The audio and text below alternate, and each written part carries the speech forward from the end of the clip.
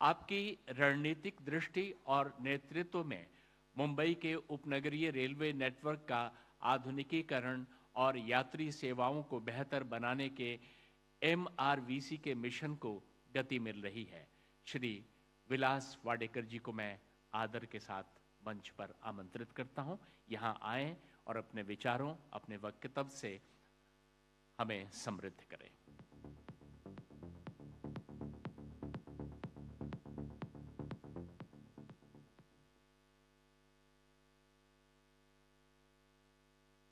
मंच पर उपस्थित इस कार्यक्रम के मुख्य अतिथि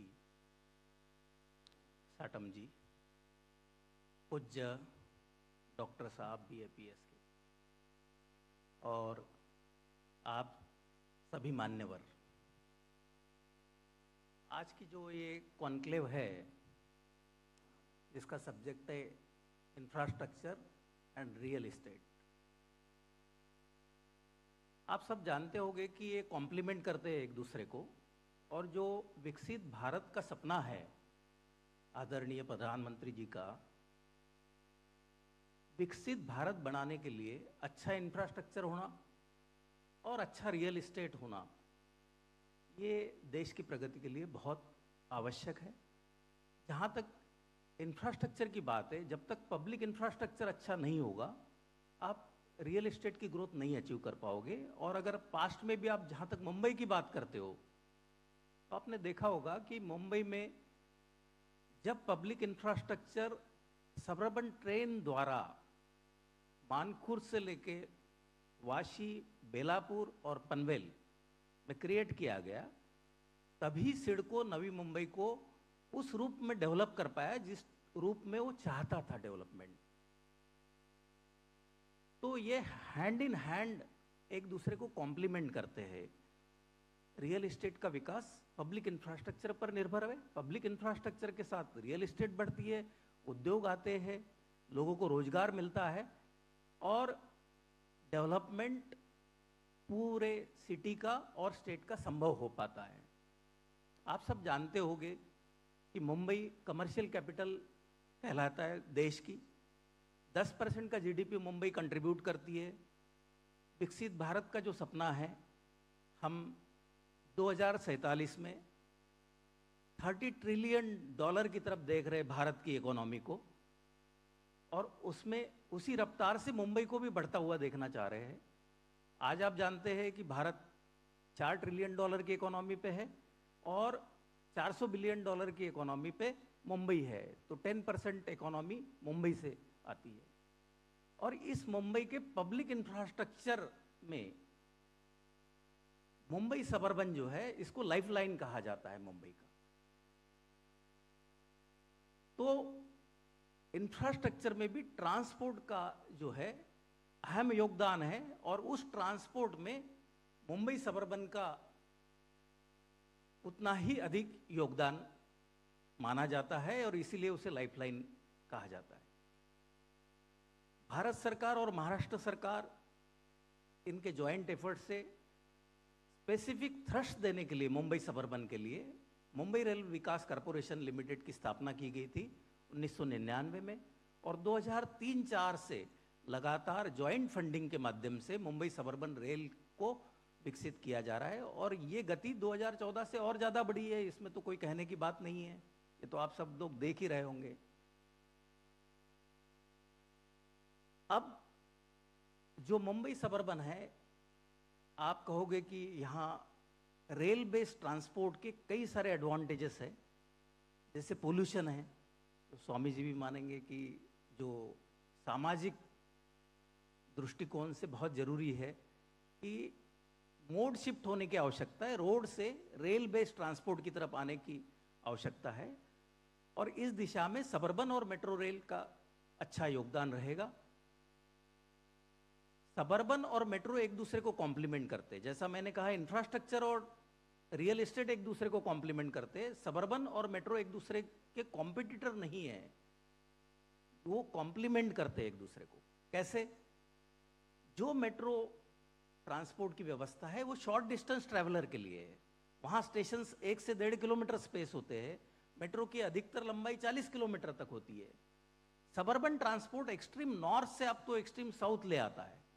120 किलोमीटर तक अगर आप चर्च गेट से डहानू लाइन देखेंगे तो डहानू 120 किलोमीटर पे है, कसारा देखोगे तो 120 किलोमीटर पे है, आप करजत से खोपोली देखोगे तो सीएसटीएम से 120 किलोमीटर है।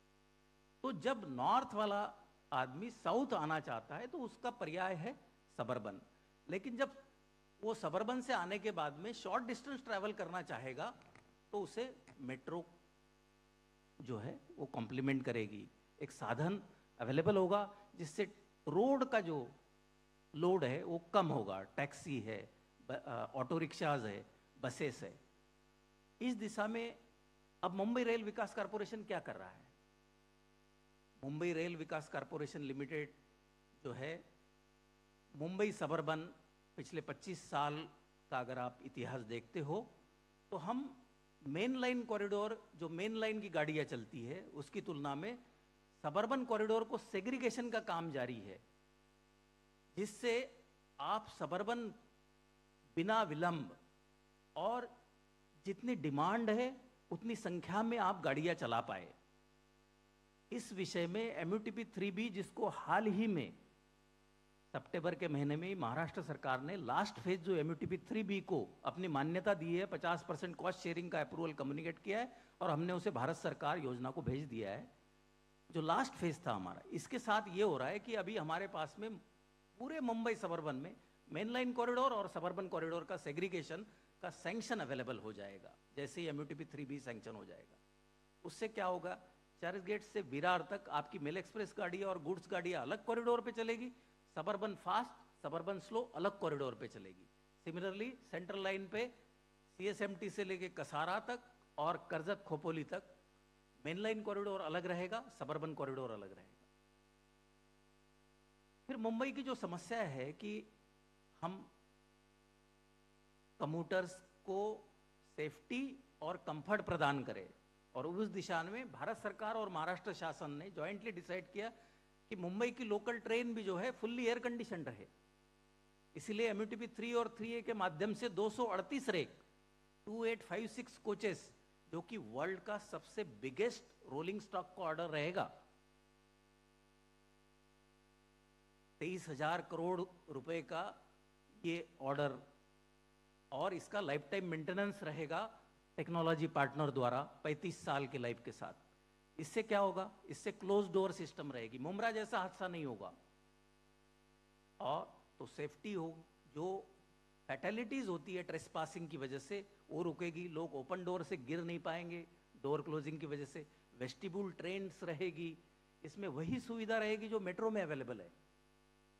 इसमें इंफोटेनमेंट की व्यवस्था रहेगी, इसमें कुशन सीट्स रहेंगे, इसमें HVAC टेम्परेचर कंट्रोल्स रहेंगे, PWD की फैसिलिटी रहेगी।